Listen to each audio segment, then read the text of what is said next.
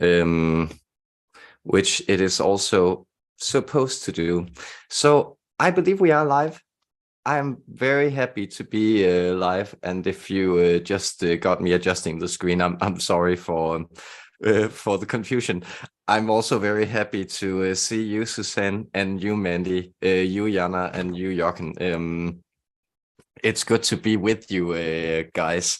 It's always a pleasure to check in with you, and I don't know. I just almost want to reflect this off the top of my head. You know, it's such a pleasure that so many of you have also connected to the practice for quite a while now, and I do feel like this matrix we build in these live sessions, where we are kind of some of a lot of the same nodal points checking in, that also builds it in an interesting intimate way, where there's just a lot of bright energy coming through. And that, of course, doesn't mean to any newcomers, please feel free to join in. You are very welcome to be here. And so Radha says hi everyone. Hi to you. So for instance, yes, welcome to you. It's very good to have you here. Thanks and everything. I'll just get that rolling before we get rolling. So thank you to everyone who supports the work. So Natalie and Suzanne and Tony, Patrice, Sophia, Laurie, Salish, Carla, Ash and Kevin, and Mandy. Thank you to all of you. Thank you so much. It's just it's awesome, of course, and there's been questions coming in, and kind of the working model right now is, if you sign up over at Coffee, you know, you can be sure to have a question included and pre-included by sending me a coffee, €5. And you can also sign up for the basic tier over there for €14. And then you can kind of have your 3 questions included in these live streams per month, more or less. And if there's more live streams, you can send questions for all of them. So that's kind of the working model. You can also sign up for other tiers and connect to me, see extra stuff.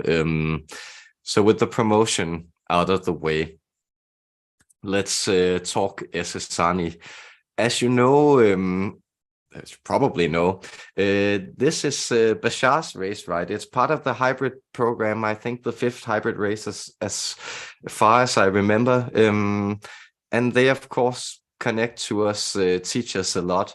And I know I sometimes kind of question what they're about and stuff, but I do have much affection for Bashar and the rest of them, and they have a funny energy. So Carlo was also one of the first entities I kind of connected to. He says he's a materials expert, and he seems to be quite good with, you know, aesthetics, hands-on stuff, analyzing things. I think this name, often to me, the Essassani have kind of almost anime personalities, names, configurations, and Carlo, of course, has it just means dude, Carl, but then of course it's an Italian slant on it, so like that hyper aesthetic Renaissance feel is something I also connect a little to him. So I think that was about what I wanted to say before we let him hopefully open windows to a wider world, and that'll be interesting. So I'm very much looking forward to spending an evening here with his and your energy, and thank you for being here. Much love to you guys.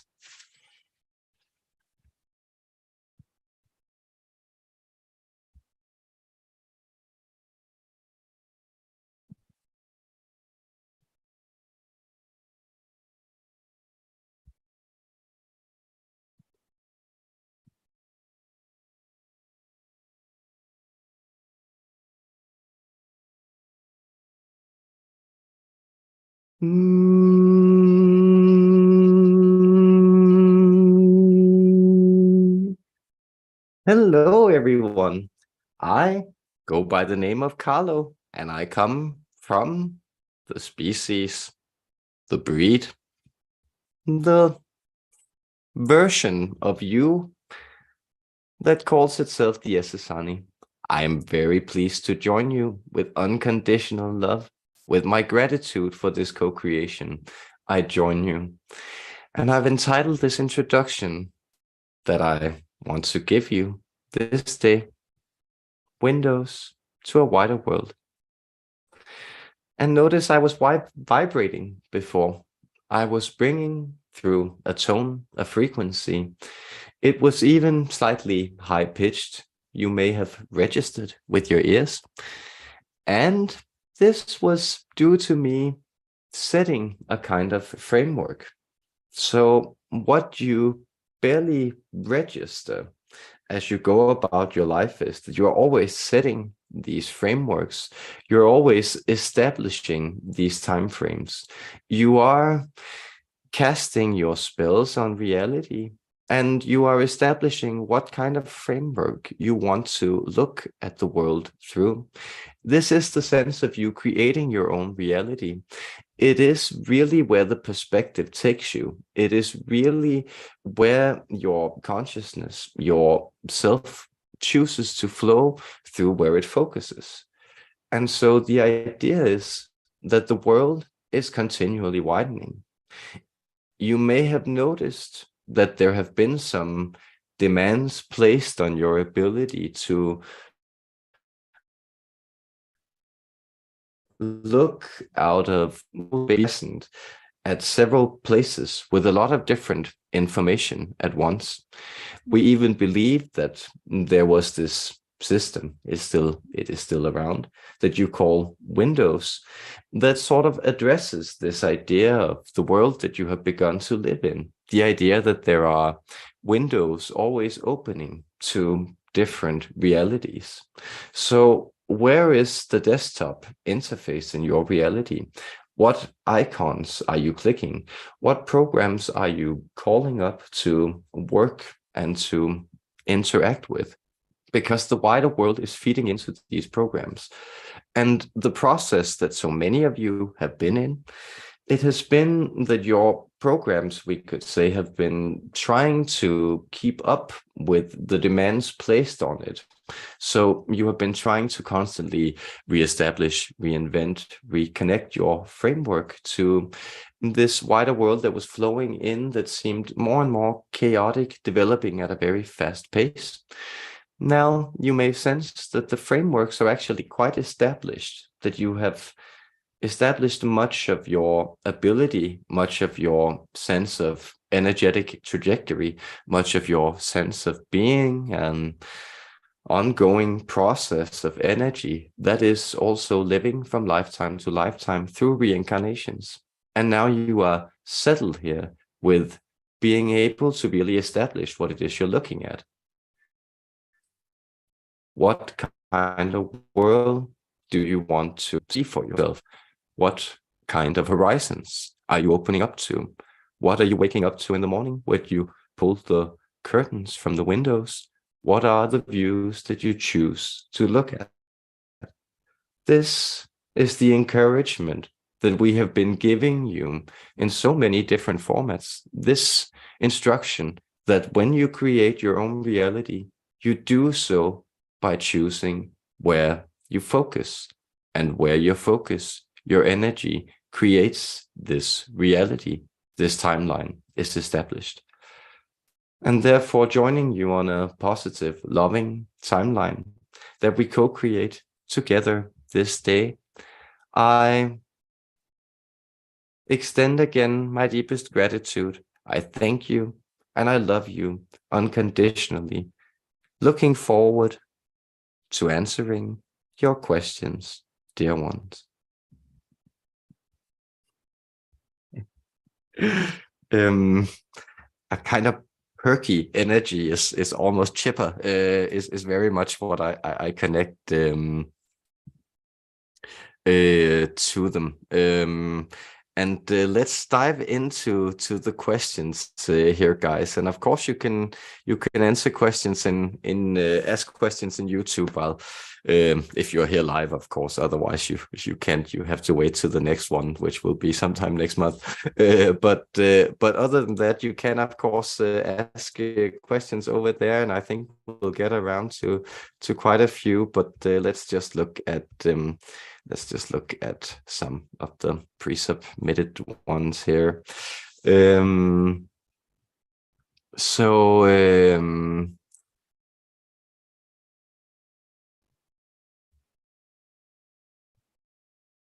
I'm trying to pick intuitively which one I think is the good one to open with. So what is he saying? Sorry to do this, guys. I'll actually open with my own question. What I want to establish is the excitement principle. You know, Bashar's instruction: follow your highest excitement to the highest of your capacity with no expectations of the outcome. That's kind of what these Essassani are about. I'd love to know how that kind of connects to morality, to being a decent, considerate human being, because I'm sorry, but it's such an obvious example, right? Like, it seems to me that Adolf Hitler was really good at following his excitement principle to the detriment of a lot of other people. So it's very interesting if they could get some perspectives on, like, how is this idea of us fulfilling ourselves, and how does this align with an idea that we also kind of need to behave and get along. So I think that will be an interesting introduction to their way of viewing the world.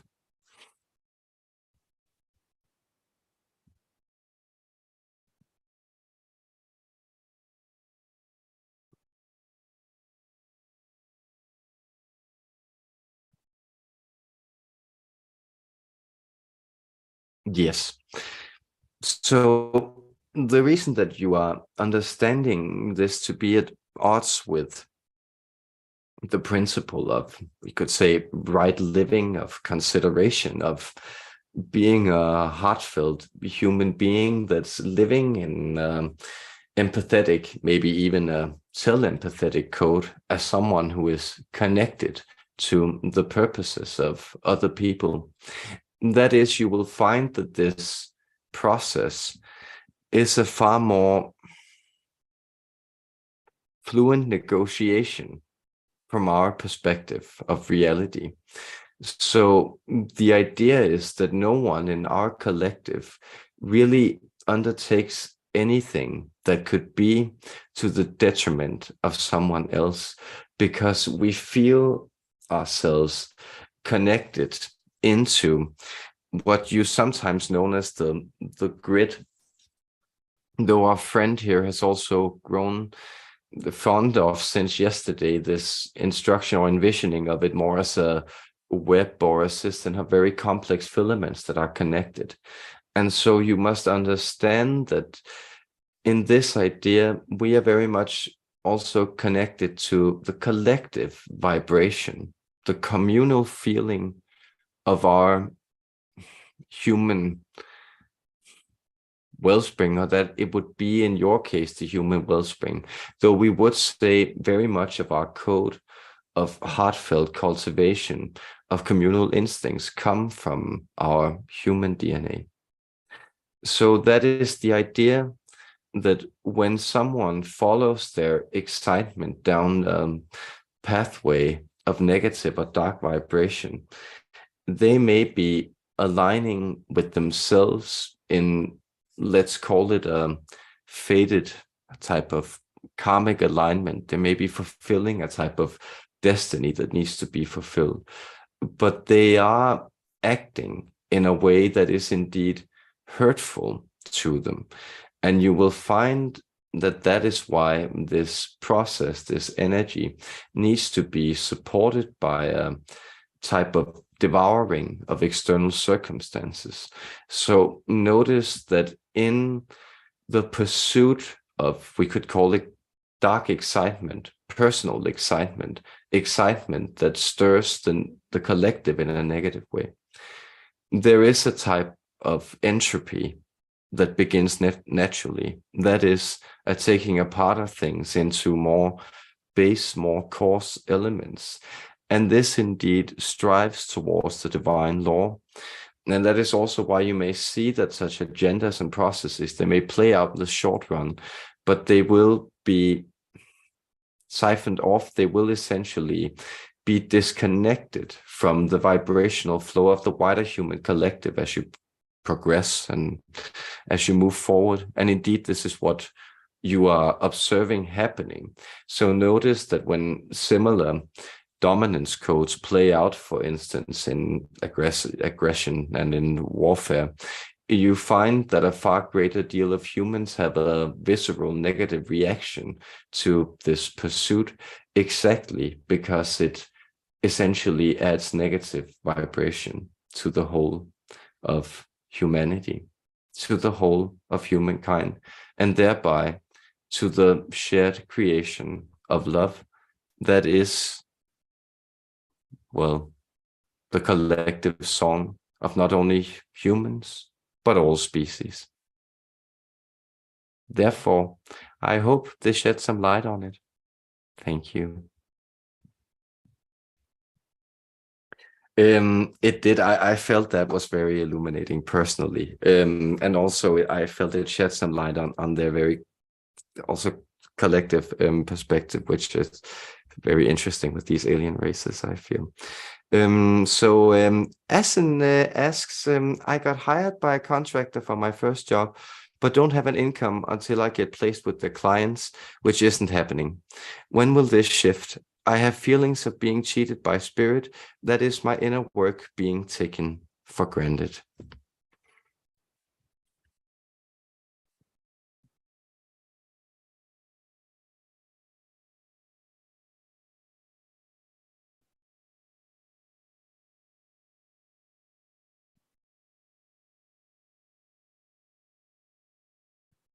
Oh, dear one, friend, we want to explain to you that it is not your higher self, it is not your spiritual side that's cheating you.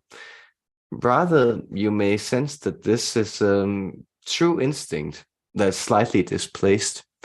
Well, what you are sensing is that you are reacting to a situation that is naturally unfavorable to you. So you find that you are in a position where, let's say, your leverage is limited. You have limited options except for hoping what can happen. And in these situations, prayer, manifestation, positive affirmations, some of these things may seem like the only options to resolve a situation. And this may then cause a great deal of frustration when these changes don't manifest immediately. Partially, we want to remind you that the structure of time, or super time, we could call it, this 5-dimensional reality, that is the window that I'm also helping to open to. It has different resonance points. So you will find that much of this inner work will resonate. It's partially building a gradual shift in vibration, but it's also bringing a type of massive manifestation at an hitherto undisclosed time into your life.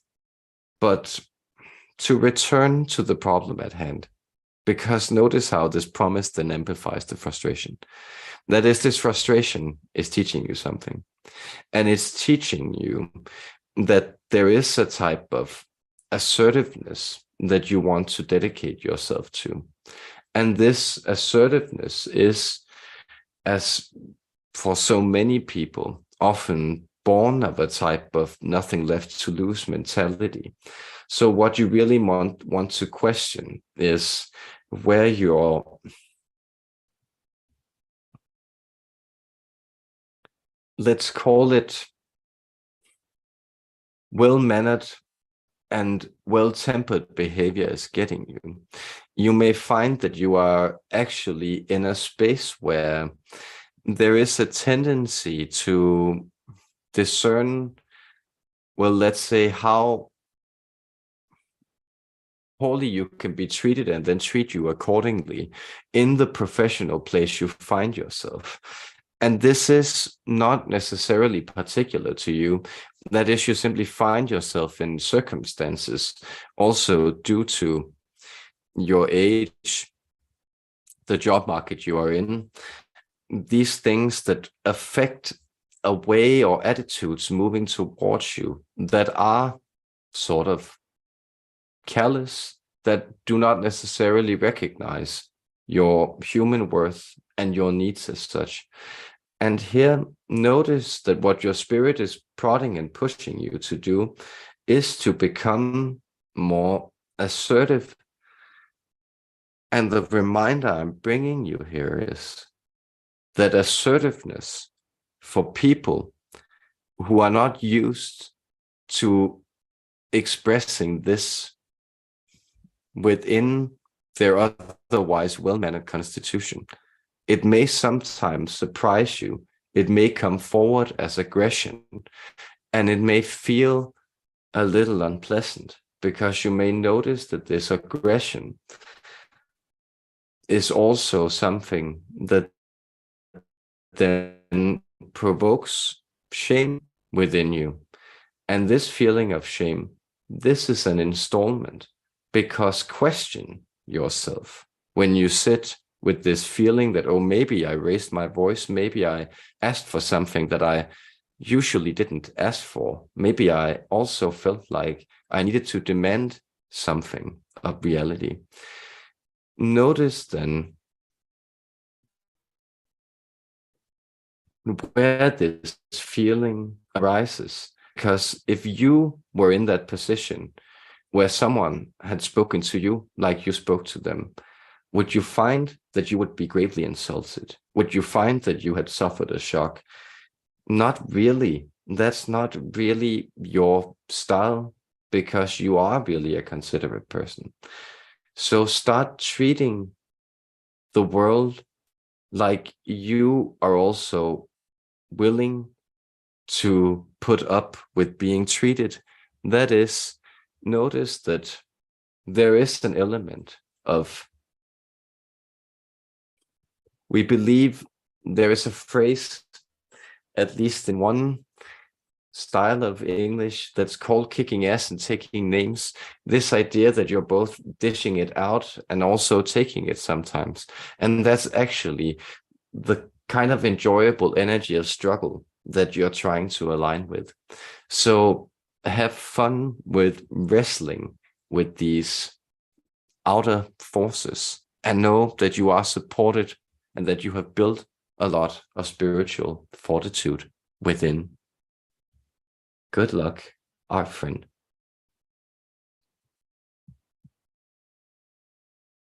Yes, good luck out there. I hope that was useful. And that's actually, I often find that the Essassani, in particular, these hybrid races can be very good with, hands-on practical advice, which I think is also one of the reasons people like them so much, apart from, for instance, Bashar just being incredibly charming, right? Salish asks, recently, I was informed that Osiris is my higher self and that Isis was waiting for me to arrive there. Now, from yesterday's session regarding Goddess Hathor, I found out how is Hathor related to Isis. This is relating to the last live stream with Maria, if you caught that one. Regarding Goddess Hathor, I found out how is Hathor related to Isis. Hathor is an ancient Egyptian goddess associated later with Isis and earlier with Sekhmet, but eventually was considered the primeval goddess from whom all others were derived. Recently, I was informed that Osiris is my higher self and that Isis was waiting for me to arrive there. Now, from yesterday's session regarding Goddess Hathor, sorry, duplicate. So he's simply asking, I'm sorry for the confusion here, guys. Osiris is my higher self, and how is Hathor related to Isis? So there is this question of how these Egyptian deities play out. Interesting. And then guides suggesting the best way for him to proceed as well.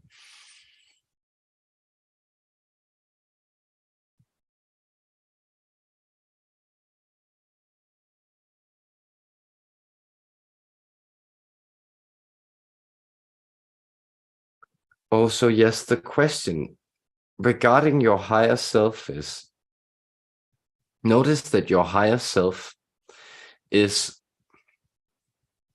it has different names and different traditions, but we know our friend here is very pleased with referring to it as the Atman, because that is quite, it's very clear in the system of Hindu metaphysics that this idea that the Atman corresponds to the universal whole of the cosmos, or the Brahman, the unified field. So that is that your higher self essentially holds all qualities. It is wider than me and higher dimensional being. It's also wider than the deities themselves, a type of higher dimensional agencies or imprints. So what you may find is that Osiris is very, very connected to the configuration of energy, and that this higher self is flowing through in this life. It's to give you a type of nuance between the eternal quality and how it expresses itself. Our friend here has, in connection to someone he has the joy of working with regularly, often channeled information regarding a set of soul circles.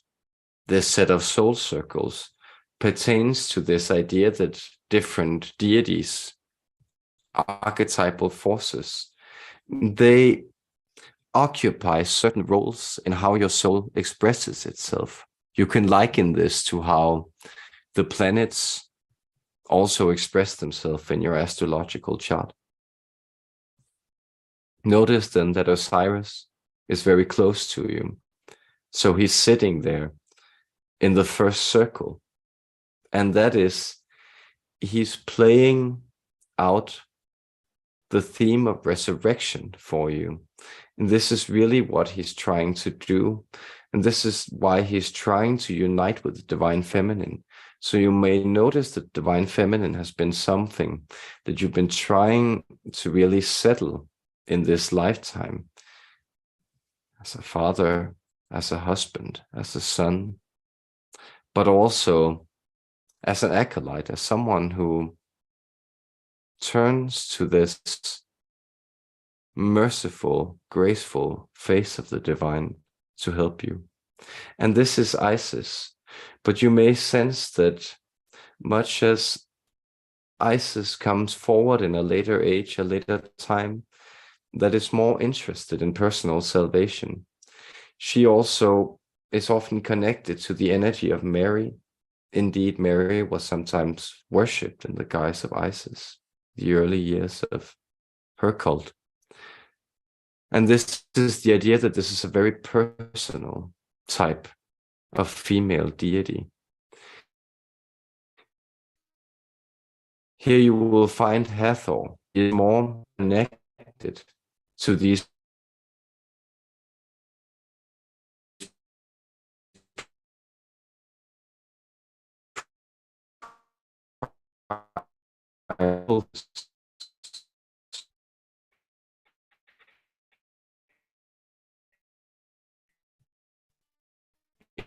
indeed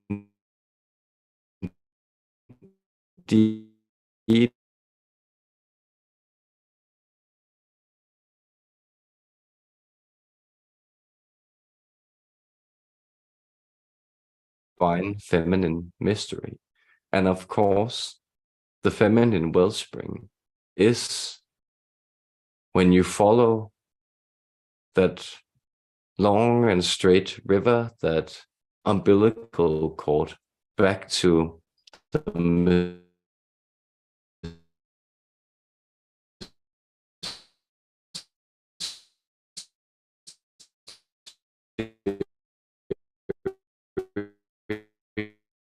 mysterious origin. Enjoy the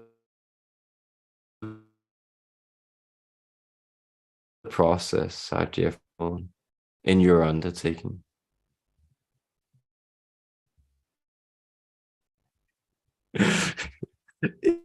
It's it's just such a chipper. I'm really enjoying it. So I hope you're also feeling the happiness out there, and that the connection isn't too frozen. It and doesn't lag too much. Let me know if there's too much trouble. Okay, so let's proceed here. Patrice asks, hi, dear Carlo. We have bought a quantum terahertz box with red and blue light in it to try it out and possibly make a business with it. It seems like it's very good for the body in different ways. I would like to know the potential of terahertz frequency and everything about how the cell and body can heal and transform to a healthy functioning when using it, and if it's in any way harmful for the body. To use on various implants like metals, silicone, plastic fillings in teeth, and other types of fillers people have injected in the body. And is it this device we should go for to sell, despite it has shown to have some issues with the heating?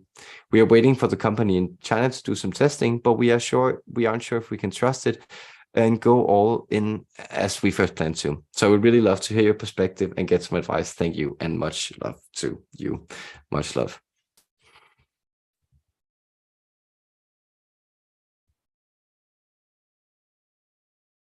Yes, the terahertz frequency. So indeed, the terahertz frequency, you may sense, dear one, it has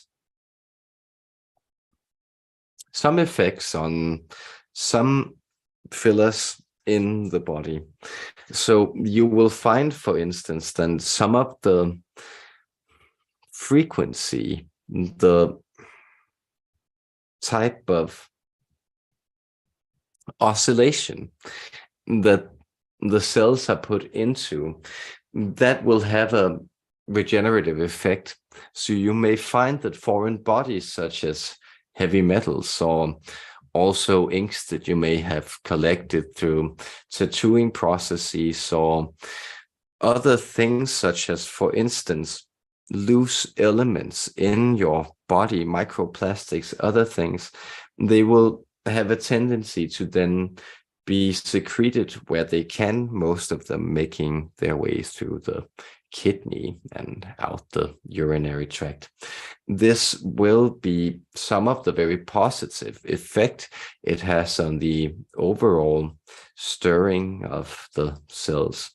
You may find that the blue light is best for this process, and that it is better for you to be slightly, let's say, measured with the way that this is applied.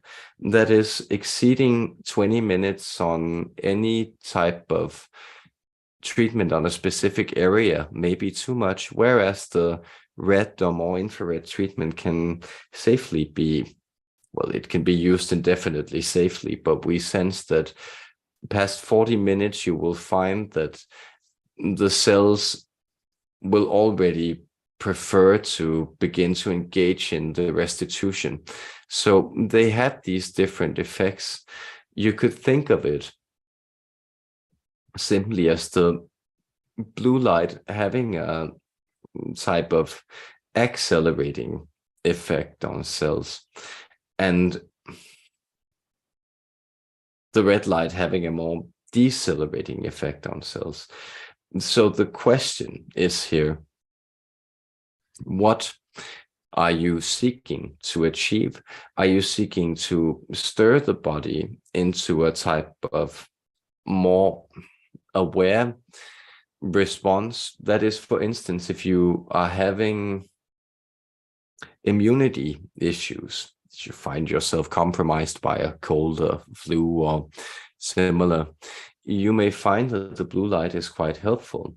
Whereas, especially in these colder times, in these northern areas of the planet, the red light is quite helpful for stirring the body into a type of, let's call it, uninhibited circulation of energy, of warmth, of heat. So it essentially accelerates the body's own ability to do this. This is the positive effect that it essentially has and that you can use it for. Then there are also, let's say, some etheric effects where it stirs in the invitation to connect with higher vibrational entities or energies such as my own. That is, you will find that some of your more latent dormant DNA code will also be activated through this, but you will have a hard time documenting this at the present moment. We sense that these discoveries or the documentation are approximately 10 years away. We sense that the producers will map out these heating issues, but this is also a signal or a type of manifestation of your own hesitation in doing this. And this is important for you to heed. So notice that you may not, we believe, the saying may go in your language as well, that you should not sell the hide before the bear has been shot. And this is this idea that you may sense that you gathering a type of, let's call it positive assent, confirmation from others that they may be interested in this, and this may be something that they will be interested in trying out and potentially buying. This will be something that then aligns with this technical issue being mapped out by the producers.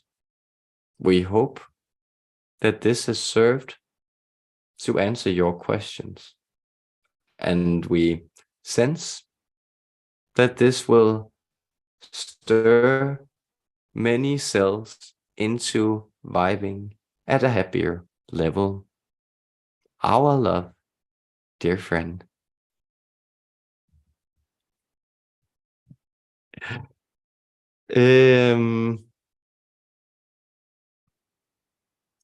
And Sophia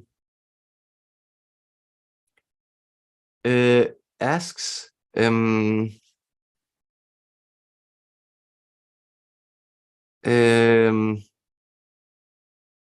sorry, I got sidetracked. It was just it's because this is about dreams, and I had an old friend write to me about a dream he had where I appeared in it. So I think I'll be looking more into kind of these collective dream manifestations and stuff in separate videos. I'm very interested in this world, but sorry, I digress. So back to your question, Sophia. So the first one is, I had a dream where I saw serial killers and realized that these damaged souls exist in the same world. What induced the dream, and what can I learn from it?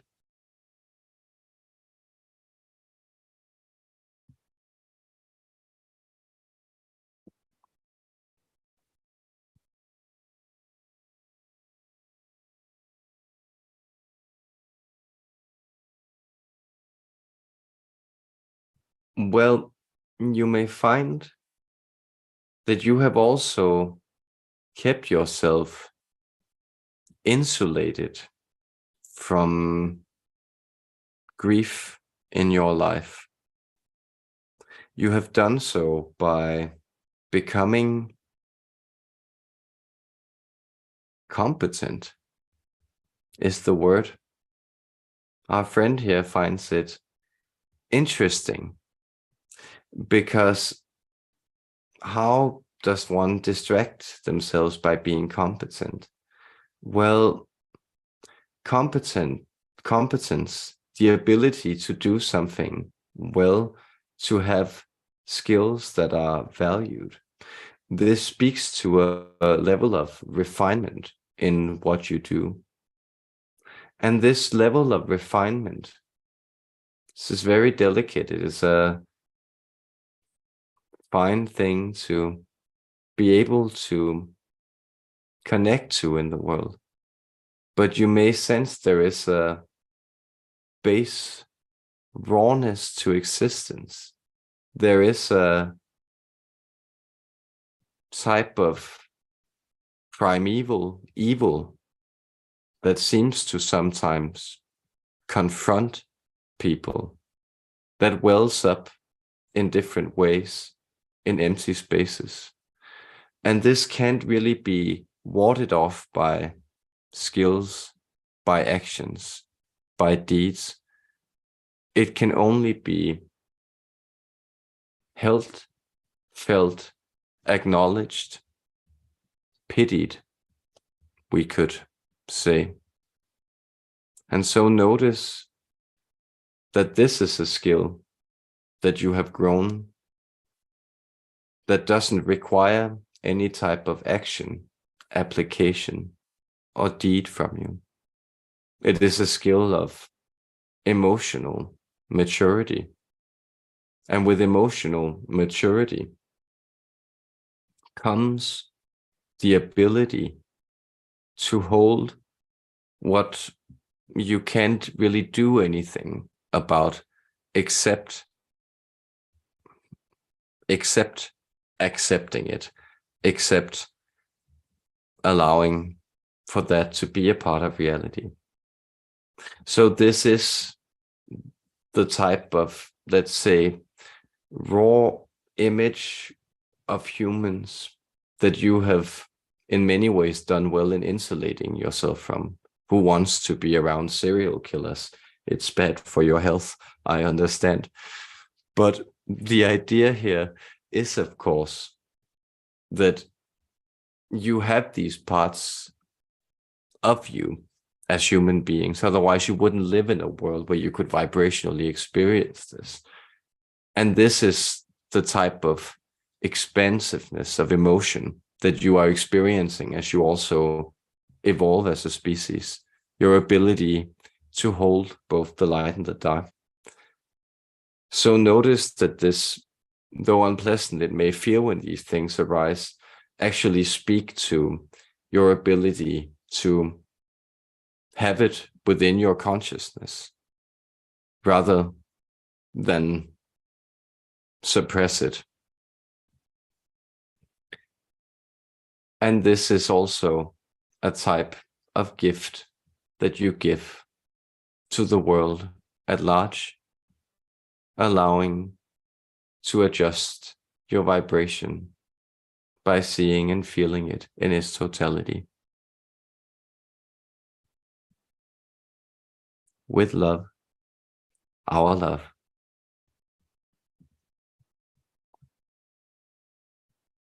And then second question, super interesting. What's the function of the moon in the formation of our world and in spirituality? And with deep gratitude, she also writes, and with deep gratitude, it's really interesting questions. So what's the function of the moon in the formation of our world and in spirituality?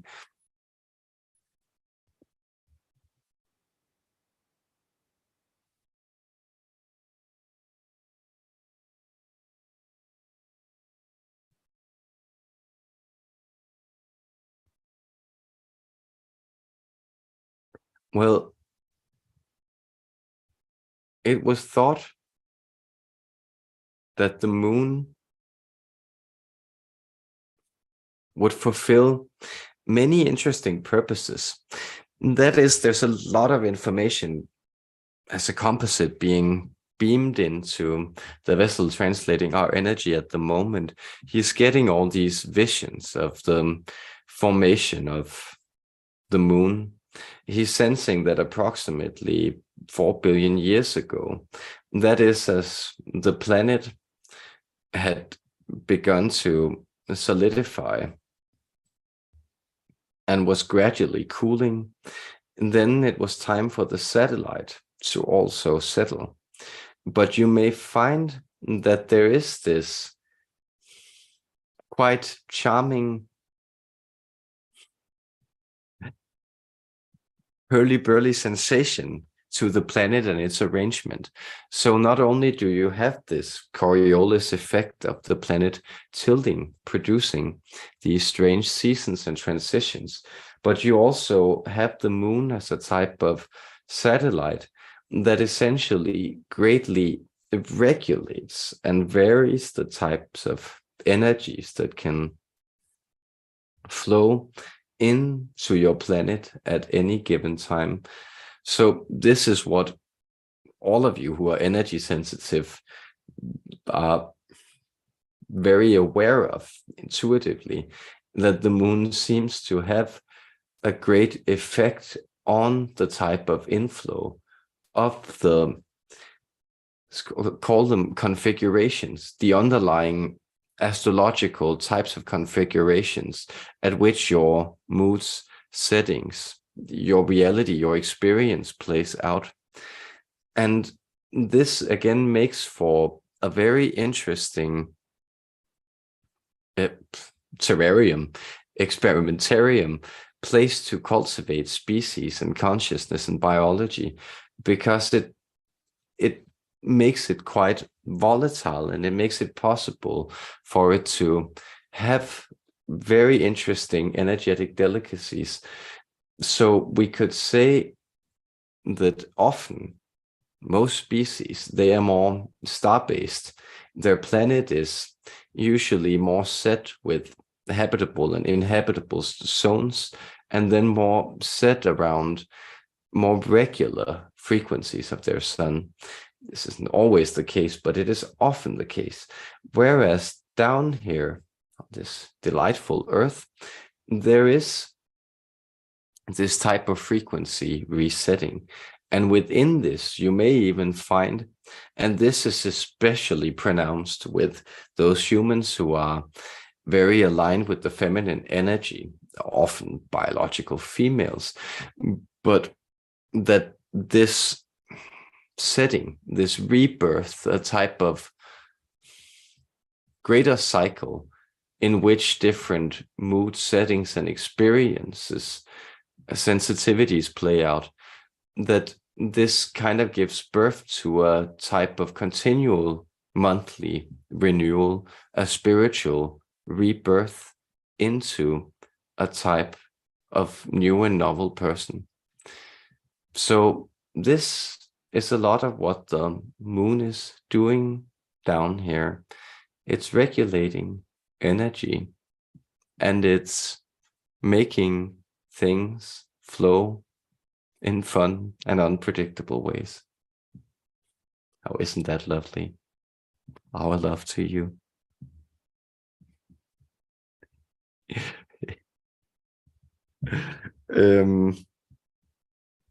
It's and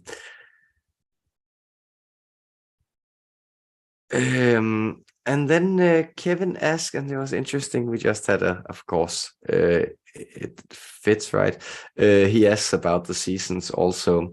Greetings, Carlo, and thanks for coming. Could you give me a message for my highest good that pertains to the changing of seasons, winter to spring, and if this message could not only serve me, but also the group at large? Thank you, and much love, Kevin.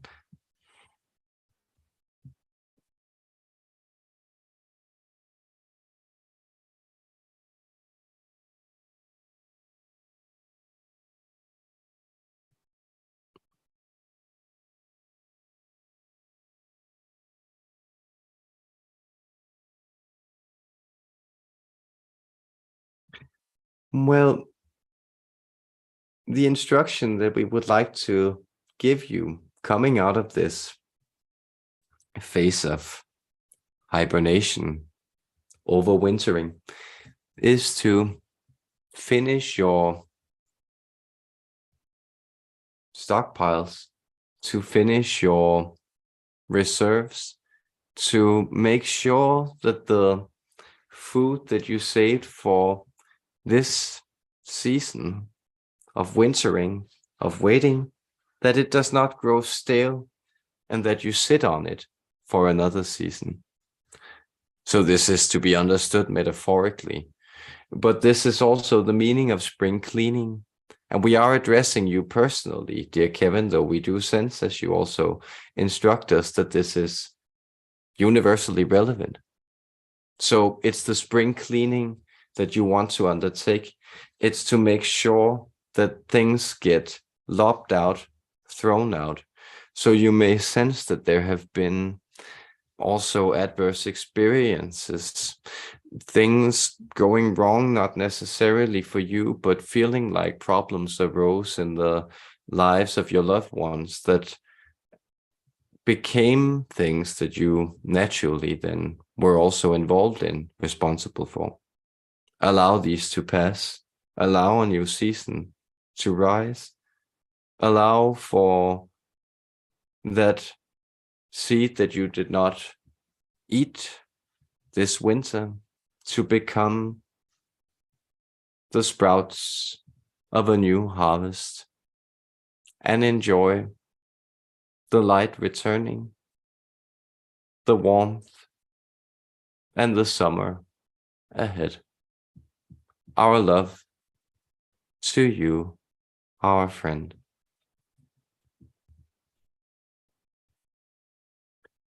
That was the pre-submitted questions. So over at the YouTube where I haven't been moderating, so I hope you have been able to steal yourself from inappropriate comments over there. Sorry, joking aside. Thank you for being so sweet and positive, guys. So let's do some questions here.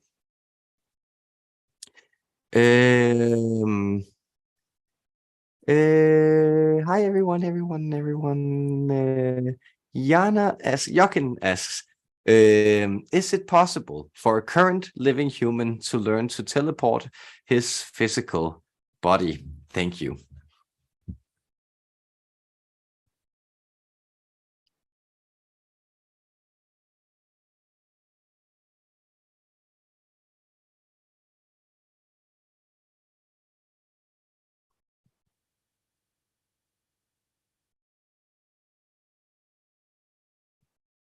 Well, yes, certainly, very much so. Well, the instruction that's coming up, or let's say the association we are triggering in this mind, is the instruction in, we believe it is the Hitchhiker's Guide to the Galaxy, where the trick to flying is that you have to forget to hit the ground, we believe. It's this idea that you just have to forget the circumstances that you find yourself in. And so you will actually find that some of you have already experienced yourself teleporting. But what often happens is that you take one step in this reality, finding yourself in new surroundings, and then you phase right out of it because it's too strong of a repositioning or reprojection. So we believe our friend here just shared some information brought through from those beings calling themselves the Arcturians, that spoke of the necessity to reach approximately an age of 240 human years of these revolutions around the sun, in order to refine yourself into reaching these types of immortality states. These immortality states essentially being teleporting. So can you see how once you have sort of crossed the threshold between life and death as it appears to you right now, it's not really any problem for you to time or space travel, that is to teleport, because you just appear willfully within the reality you want to. But you always remember that you are a type of eternal soul doing this. And this is essentially what's going on right now. It's just that you can't really control the process. So to answer your question simply, yes, it is totally possible. Get cracking. Just allow yourself to go there. But you may find that just as it is helpful if you want to levitate, to practice taking off from the ground, it can also be, and to just begin with hovering, it can also be very helpful to just begin with astral projection and then let all the materials settle as they naturally will as you grow with the skill. Have fun with it. Our love, dear one.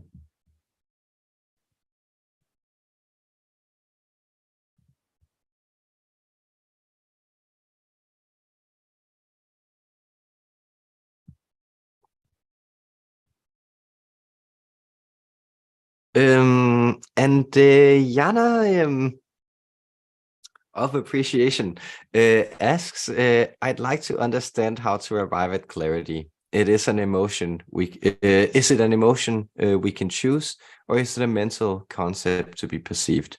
Many thanks.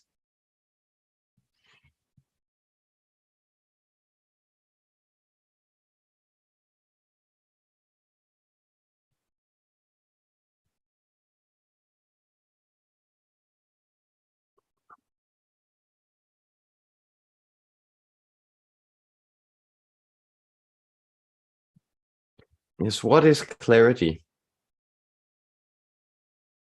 Let's just stick to the physical explanation here. Often, you can learn a lot just by looking at the world, because clarity isn't an emotion unto itself. It is rather the absence of negative things obscuring the natural flowing presence of love and light that exists in this reality. So it is the feeling of being connected to this. Therefore, thank you for your question, dear Jana. It is appreciated, because this speaks exactly to the window that you make to the wider world. And notice that if the window has scratches in it, it is obscured, it's filthy, it hasn't been cleaned, then you will find that even though you are looking out at wonderful things, it is as if the beauty doesn't quite reach you. You are aware that there is something there that you can't quite see simply by the fact that there are scratches in the glass.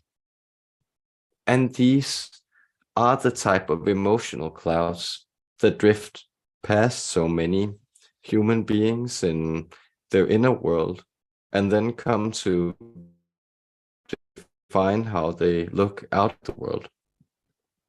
So it's this idea that you have these unhelpful dots. We could even call them, it's because we're giving the image of bird droppings to our friend here. So you know that feeling that a window is pooped on by a bird. This is the feeling you often get when your clarity is obscured. So you could go out and look at the world. It's still the same wonderful place that you find yourself in. But something bad happened. A bill turned up. Your bike got a flat. maybe even something serious. And now the clarity is missing. But notice that you can always take a step back, because the interesting thing with these stains, scratches, problems is that if you take a step back, they become quite invisible. And so if you see a bigger window frame through a wider pane, you will find that you don't see these obstructions, and you can see the wider image, the beautiful clarity outside, the light and love that surrounds you, and that resonates both inside and outside, playing out its symphony in this reality you create. Our love to you, dear friend. Yes. Saley says, hi, Mads. I hope you enjoy Egypt. He says he's in Egypt. I hope it's turning out a magical experience. And you got the messages, I assume, that they channeled for you.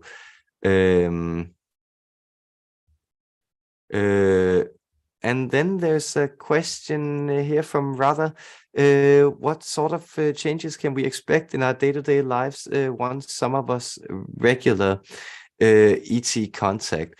And it's so interesting. Like that's, once we ask them these questions, because of course, if we're asking for personal advice, then the perspectives we get will often depend on what our higher self kind of needs us to know, where the entity acts as an intermediator. But once we begin asking them about this like alien stuff, they have very interesting responses depending on who you talk to. So let's ask Carlo of the Essassani about this. Thank you for your question. What sort of changes can we expect in our day-to-day lives once some of us experience regular ET contact?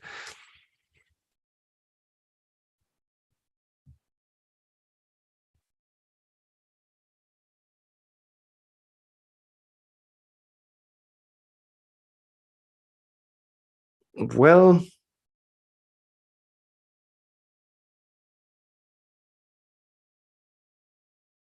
it's a good question, isn't it? Because do you remember the 80s? So our friend here is laughing because it's this type of nostalgia that's also often flooding your species at the moment. So many of you are finding that the changes that have been happening in your realities, well, they have already reconfigured your reality in a way that's really unimaginable. So it's this idea that if you think back to even the last decades of the last century, the 80s and 90s as you know them, you will find that your reality was completely different. You were connected to information, to other people, to sources of communication, to the professional spheres. In all aspects, you were connected into fundamental different human roles in different ways.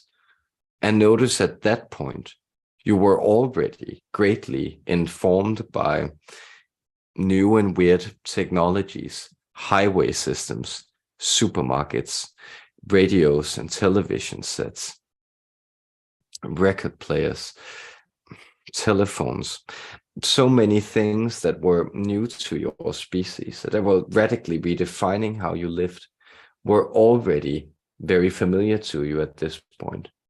And yet, if you are comparing that to the sense of connectivity, to the sense of immediacy, to the sense of rapid change, and to the rapid availability of windows you can change in your life at the moment, these outlooks, then you will see how you have already changed into something that would be very hard to explain to you 20 or 30 years ago. So these are some of the changes you can expect, that they are more speaking to reconfigurations.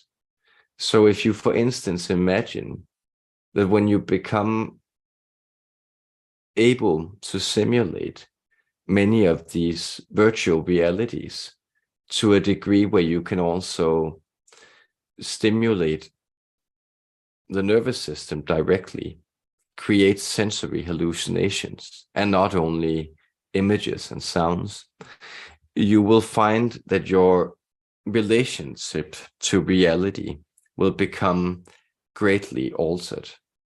And this will be a part of this contact. These are some of the technologies that have been disseminated to you slowly for you to also develop into someone who could fulfill their roles as galactic citizens. So notice that you will begin to navigate in many realities at once. You are already training to do so, but you will also find that you become far more concentrated as you begin to receive many activation codes. Much of your personal activation, your empowerment, becomes embodied in the world. And so you will find that many of you will also begin to live in markedly different lives, and even physically you will begin to resemble different types of DNA codes expressing themselves also through your physical expression. So those are some of the changes. So expect the unexpected is always a good instruction, isn't it? Because it prepares you for adventure. It prepares you for excitement. Thank you, our friend.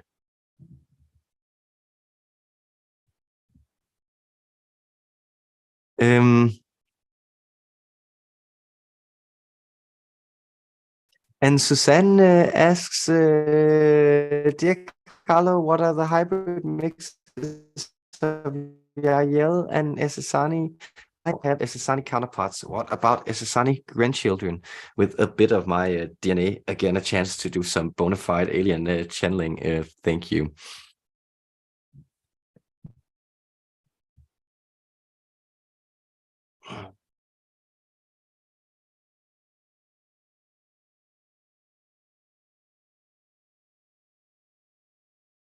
Well, the Yael were mostly accomplished by mixing elements of extragalactic DNA into it.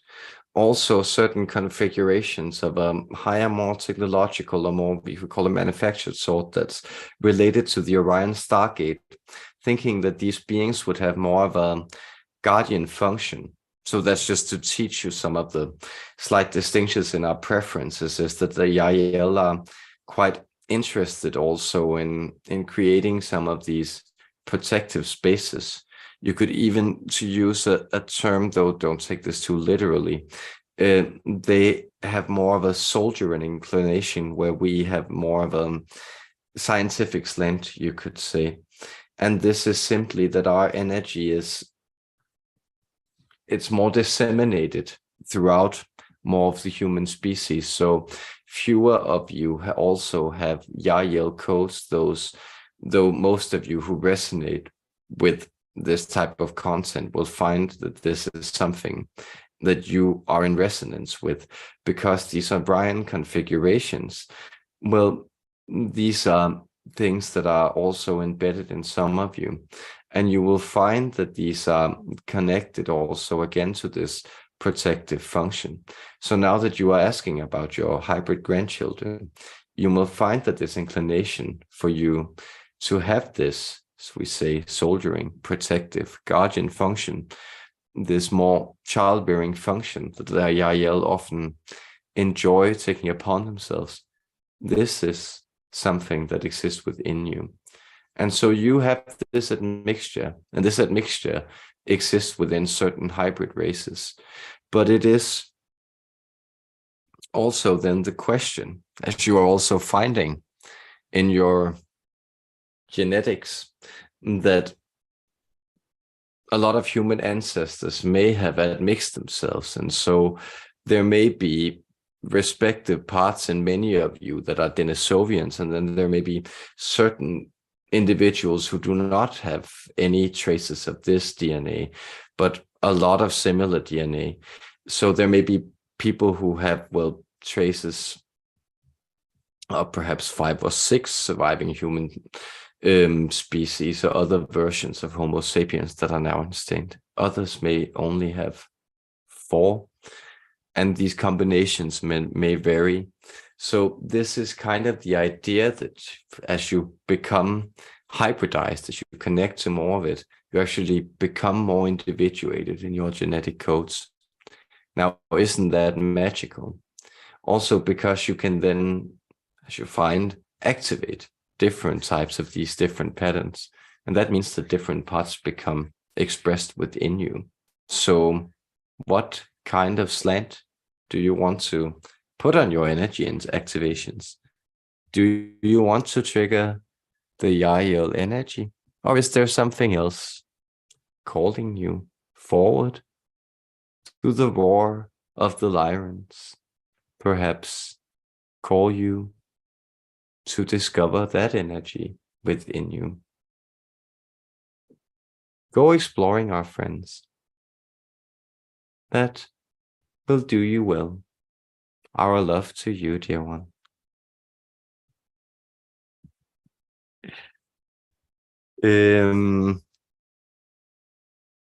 And Veritas Legionis Tony says hi, Hel. Hi, good to see you here, man. Thanks for being with us. And Mandy asks, how can we use the power of sexual energy to manifest other desires into our physical realities? Are there specific practices, intentions to get the most out of this? Interesting, very interesting question. And of course, you know that the standard go-to practice are often certain tantric practices in the Indian system, and of course the entire modern system of Crowleyan sex magic. So that is that I just think there are like magical systems that's built to harness this, but I can inform you almost regrettably it's not my expertise, but I know it's a very potent magic. And then let's turn it over to the Essassani to learn about how to work magically with sexual energy.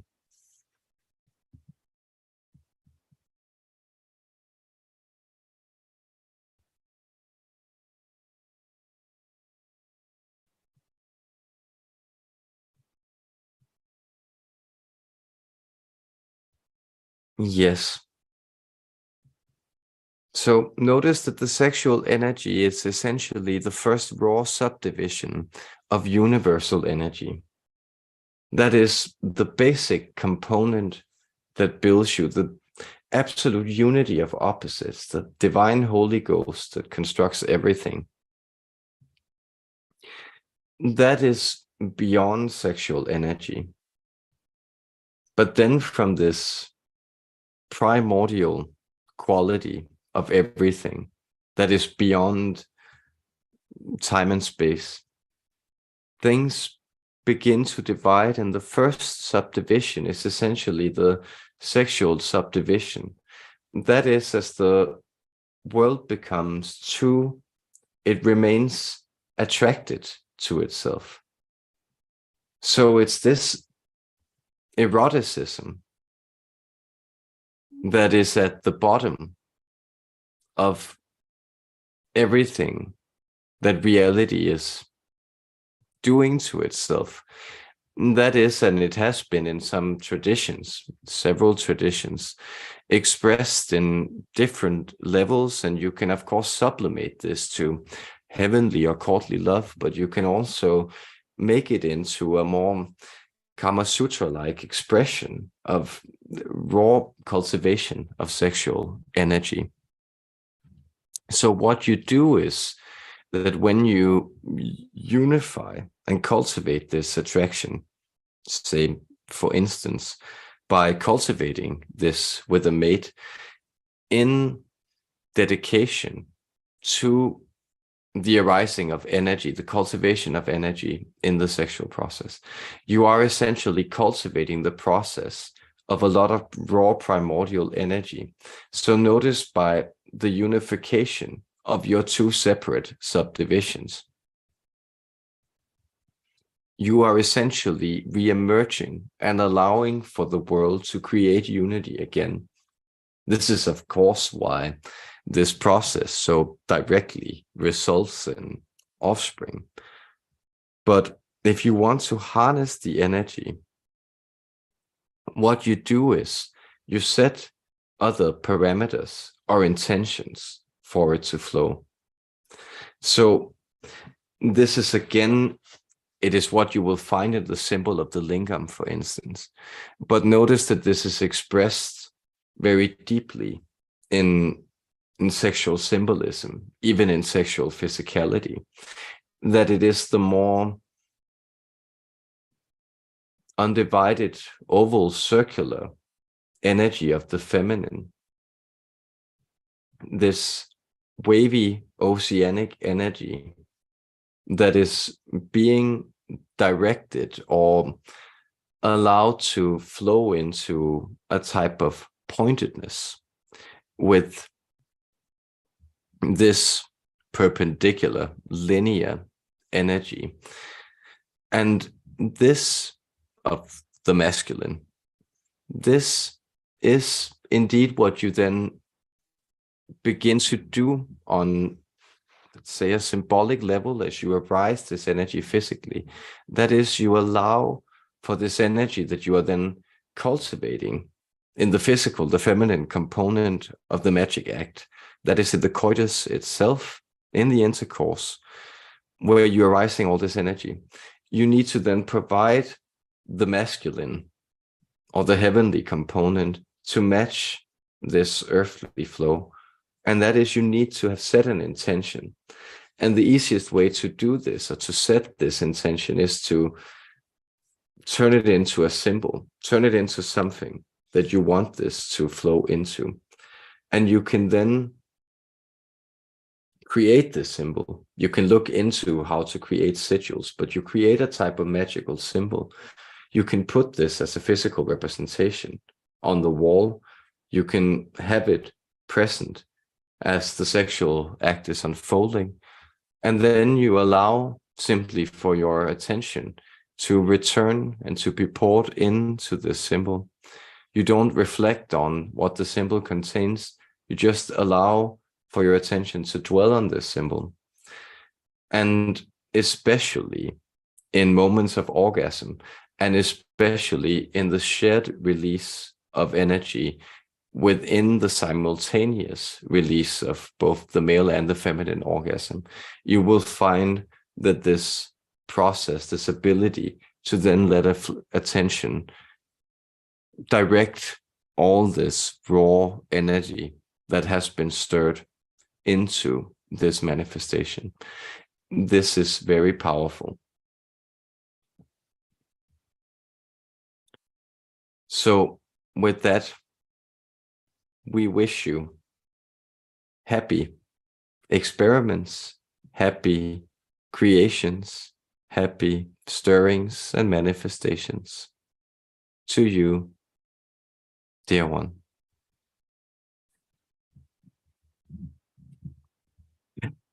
We certainly do get around. So there was a recipe for sex magic too.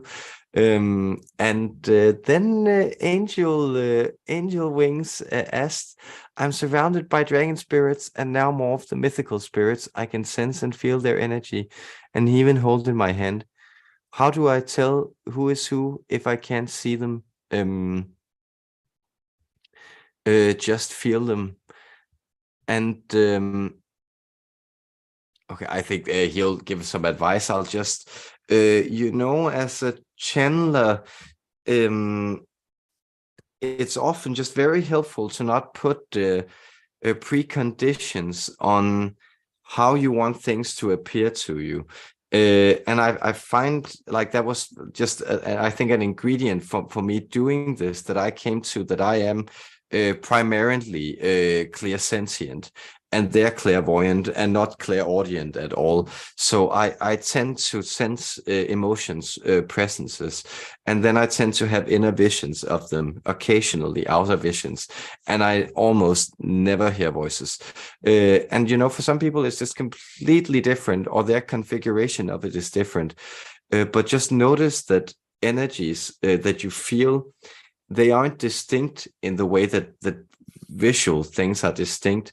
So if I were to, rub my hand across these books, it would come across more as a separation of an alignment of objects that I would perceive as a whole. Whereas when I look at them, they're clearly separate objects. So it's simply to say that often, if we find that we're sensing things in a weird way, it can simply help to just go with, how is it that I am sensing these things? Because that is the way, that's kind of your personal configuration. And then hui with other people who get spirits to talk to them, or get other messages or whatever, because that's just how they're built and configured. So we all have our special ways. I just wanted to kind of share that, because we of course always, all of us tap in different ways, through dreams or whatever. But let's ask Carlo and the Essassani what they say about this distinction.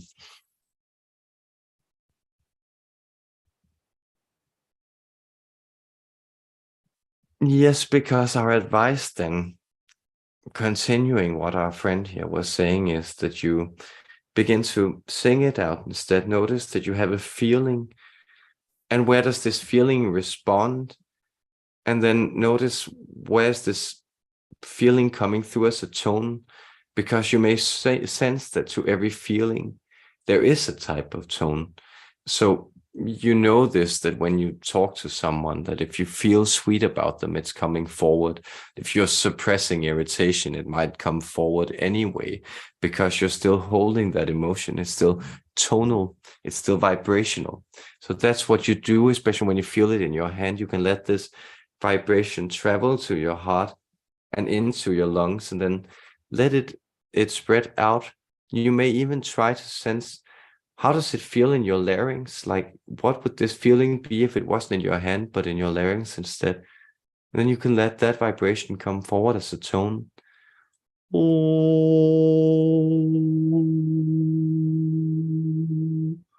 Would be the tone that our friend here is connecting to my energy, for instance. And then notice what you're doing when you are channeling. Vocal channeling is that you are essentially just chopping this tone up into more minute parts of detailed meaning, the things you call words. So have fun with singing out these moods, and notice that then these are like small melodies that your visiting friends are giving you to play and enjoy. Have fun with that, our friend. Sweet. Uh, I think we're coming up on. It looks like we can actually get through all of them. So I think no further questions, but we'll get the ones that are here, guys.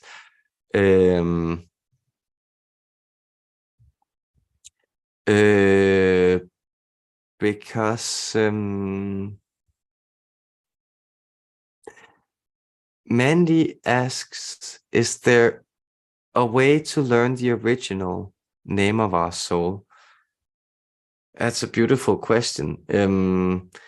I had it when I actually, approximately when I began channeling, I just felt it came to me one day. So it might turn up that way, but let's see what he says.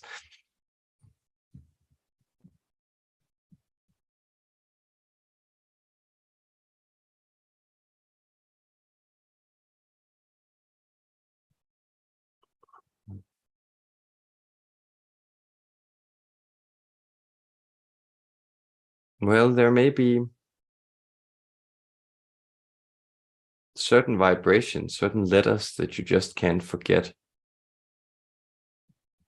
So if you were to sit down with the alphabet, if you wanted to be really meticulous, you could use the phonetic alphabet so you wouldn't rule out any human sounds, but any normal alphabet that you're comfortable with will do otherwise.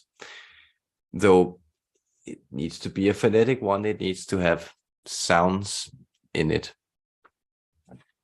There is actually another method of doing this within pictogrammatic or ideogrammatic systems, such as some of the ones you find in East Asia, but we sense that we will give this instruction to how you tap into it using phonetic letters.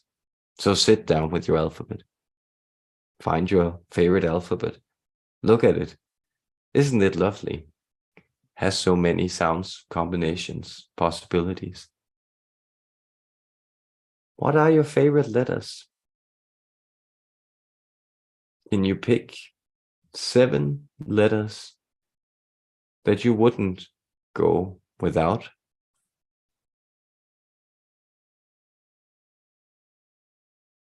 And then can you separate these letters into a group of 4 and a group of 3? Then notice that you have 2 basic components. For most of you, it will make sense to arrange this name in a first and last name arrangement or in a type of double name arrangement. And you will find that one group, as you jumble it, will reveal one name, one will reveal the other, and soon you will intuit both the meaning of the first and the last name.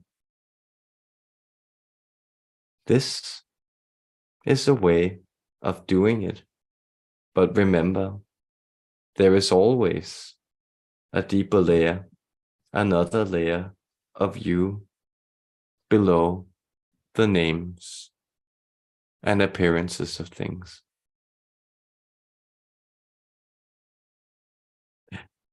I opened my eyes too soon, but he sends his love. Was what he said.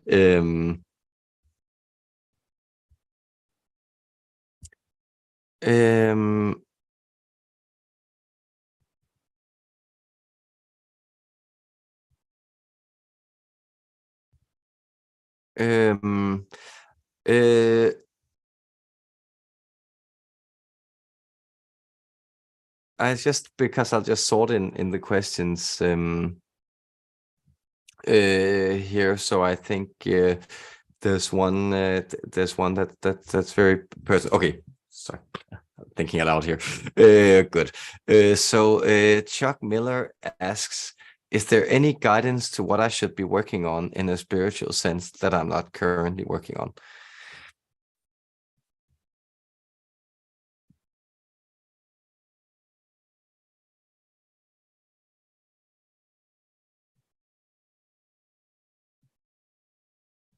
Well, you should probably be working on the exact opposite. That is that if you think of spirituality, you could of course think of spirit as something that's opposed to matter and to the visible world. It's something that deals with the invisible internal parts of you. But you can also think of spirit and the spiritual as that thing that deals with the complete and total, the whole truth of you.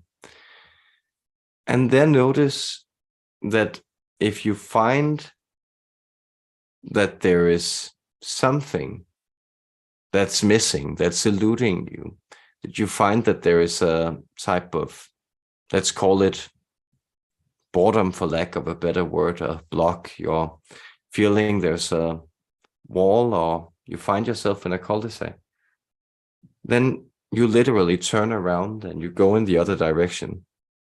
And that may mean that the spiritual secret that you're looking for at the moment is the least spiritual of everything. It might be simply you enjoying taking out the trash. And notice this is again as an expansive image. So as we were also advising dear Kevin on, and advising all of you on, this idea of spring cleaning, that sometimes the most spiritual thing you can do is actually to really get your hands dirty, to take out the trash, to clear out the basement so that light can flood in. So we sense, dear Chuck, that this is what you may want to do at this moment, to really allow yourself to focus on something that is small picture, that is abandon, enjoyment, hobby-like, playful. For some reason, we are getting miniatures, small figures arranged in landscapes, might be something that will bring happiness to you and to others. And with that, we send love.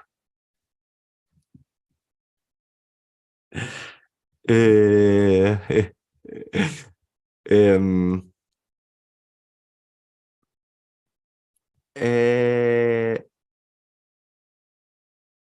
I got super cool. It's just Angel Wing says, thank you so much. I forget sometimes energy has no labels, really. It's just frequency and energy focus on each other's unique frequency through the energy. So I got it. Super cool. Yes, exactly right. It is like everything is just like one big energy, and then divided in all these little songs of vibrations. It's such a beautiful vision. Paul Fastar asks, just a very cool name. Hi, greetings to all. How many ships are around Earth this time, non-human, and when will we see them, and from what origin?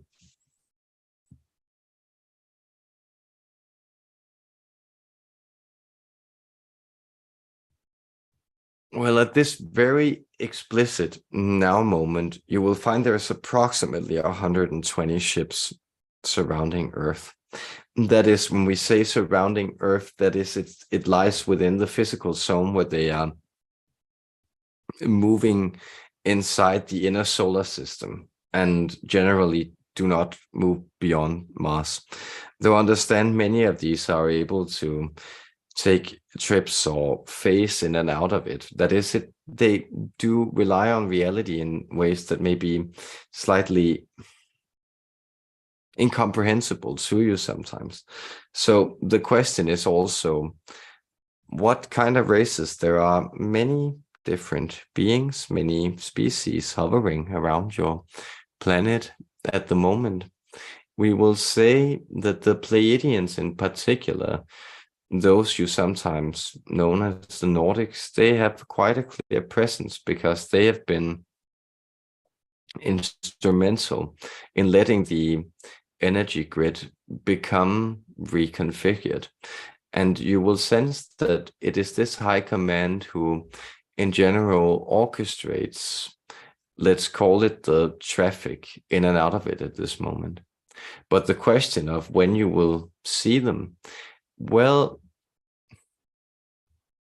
you know,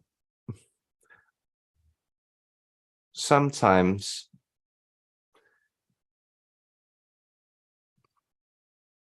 a human being will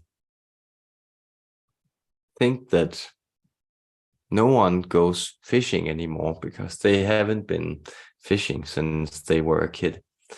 So what we are saying is here that sometimes human beings think that the world is devoid of mystery, or that everybody is waiting for the vessels to appear, for the craft to appear in the sky, because you yourself are not seeing them. But it is a type of vibrational shift needed. And what you find is that it's a very block. This is the most common block you find in people who are very aligned with otherwise extraterrestrial content energies, the idea of first contact. It's the idea that it's the very fact that you are waiting with your attention for proof, for certain manifestations, for preconditions on how these experiences want to unfold, that is essentially cheating you out of experiencing them. Because if you were to go follow your excitement as we have been directing you, you would find that you would be so engaged in this vibrational uptick, this shift of your experience, that the ships appearing, you seeing the craft that is actually there, and you receiving the communications at the times that you want them, well, this would be simply an added bonus. So our encouragement to you or anyone who's waiting for these ships is to go out and look for something else. So go look for meteor showers. Go look for the constellations. Go look at the clouds, and then the skies will open and reveal their mysteries to you. Because we're blinking at you already. Wink, wink, our dear friend.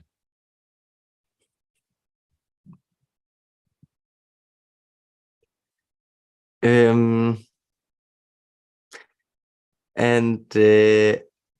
Mandy says happy manifestations and so much love and gratitude and sharing some positivity. Thank you so much for that, Mandy. And then I thought this might be a good general question. Amar Artemis asks, after many misfortunate events, I feel very much burned out and depressed. I suffer from debts, and at the moment, my sources of incomes don't flow.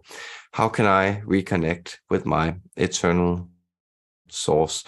And sorry, I hope you get through the rough patch, but thank you for a beautiful, sincere question. Right, so how can I connect with my internal source? This is a question to face out the session.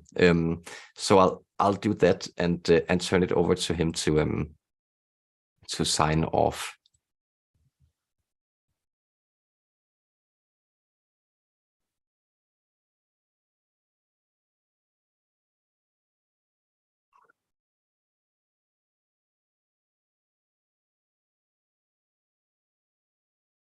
Well, what you do, dear one, is that you become present in presence. So it is this message that's often being returned to you and that you may be often a little tired of. This idea that you simply become present here now. You show up at this now moment. And from this now moment, you begin to address the vibration. So just as we were advising dear Chuck before to focus on small picture stuff, you look at big picture stuff. So it's the idea that if you are coming up against these troubles in the greater focus, the greater sense of, let's say, purposing these greater lines in your life, then turn your attention to immediate concerns.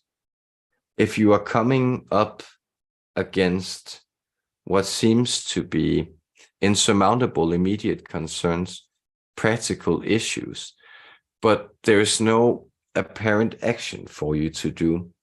If there are apparent actions for you to do, then make sure to do those. So do not become like the ostrich who thinks that trouble will pass if it is ignored. Because if there are actions to do, such as, for instance, settling your debts or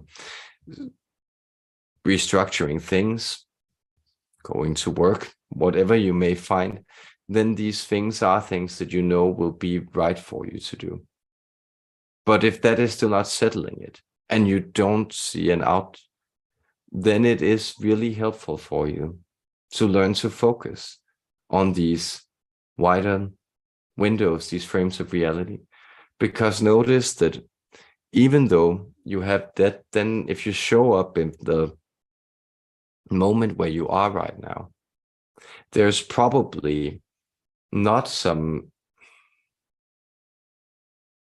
person prone to violence who's hurting you over those deaths. You are likely still fed, you still have water, you still, in all likelihood, have shelter. You have access to the internet, meaning you have access to information that can also restructure and reorient you. And you can even sit down and receive some guided meditations or listen to some healing frequencies. So simply show up and do this spiritual work, show up and do these methods, because this is how you reconnect to this vital source that is within you. And when you connect to this vibrancy, know that as everything passes, this too shall pass. Difficult circumstances will change and will alter. But the vibrancy then that you reconnect to as these things alter is the true you. It's the self that you've been cultivating. It's this vibrancy, this eternal being that's expressing itself in a radiance that's manifesting itself, and that's overcoming problems by showing itself great and new sides to life, to being, to expression, to creation, to love itself. And therefore, with unconditional love, I, Carlo, the Essassani, on behalf of all of my kind, the hybrid program, everybody, we've been very overjoyed to be here with you today. It's been very lovely for us to co-create within this abundant energy. Notice how much positive light you have grown able to hold yourselves. And thank you for holding and sharing that light with me, with us.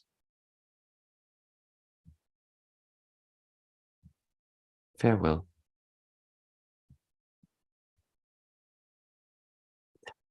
Oh, and it's 7:44 in here, so most auspicious, with another 44. I think that just thank you so much, guys, and thank you for the beautiful appreciation coming in, and thank you, move me to tears because I miss my vibrancy. Artemis says, but I'm very glad that that it served you. So thanks for all the great questions, for the love, for everything, for being here, guys. And there'll be another live stream soon, I suppose. So stay posted and have a lovely Sunday. Much love.